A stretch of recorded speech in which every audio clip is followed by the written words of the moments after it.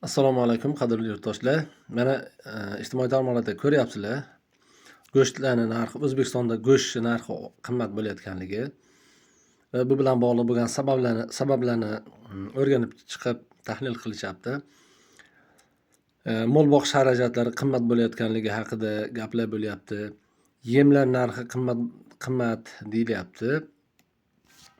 Ko'pchilikda asosiy tushuncha, asosiy nazariya shunday bo'lyaptiki, yemlarni narxini arzonlashtirish kerak degan fikr bo'lyapti. Yemlar qimmat, narxini arzonlashtirish kerak. Endi bitta narsada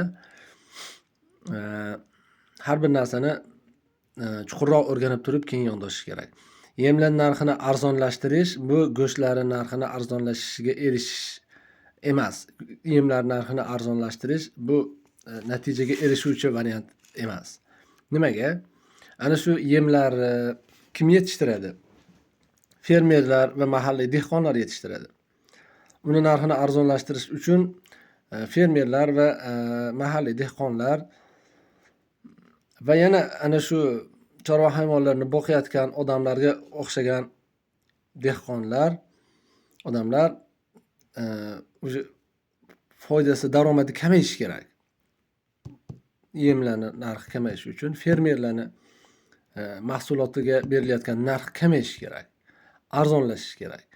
Ya'ni qo'lingizda 5 ta barmog'ingiz bor, qaysi birini tishlasangiz ham og'riydi. Bu masalani sal kengroq, chuqurroq o'ylab turib, keyin xulosa chiqargan holatda javob berish kerak. Yemlari narxini arzonlashtirish kepakmidi, bug'doymidi, makkajo'xorimidi, silosmidi, kunjaramidi, shulxamidi, qaysi biri bo'lsa ham yemlari narxini arzonlashtirilsa go'sht arzon bo'ladi degan gap, bu fikr hech qanaqa yechim bo'la olmaydi. Qo'pol qilib aytganda, go'sht arzon bo'lishi uchun fermer yoki boshqa dehqon, masalan, yer olib makkajo'xori ekayotgan dehqon makkajo'xorisini tekinga berishi kerak yoki yarmi puliga berishi kerak.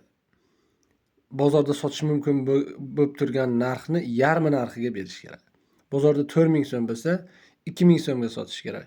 Bozorda 5000 so'm bo'lsa, 2500 so'mga sotish kerak yoki 3000 so'm bo'lsa, 1500 so'mga sotish kerak. Bu hech qanaqa mantiqqa ham, hisob-kitobga ham to'g'ri kelmaydi. Xullas, qo'lingizda 5 ta barmog'ingiz bor, qaysi birini tishlasangiz ham hammasi ham og'riydi. Yemni arzonlashtirish kerak degan fikr mutlaqo noto'g'ri fikr. E'tiboringlar uchun rahmat.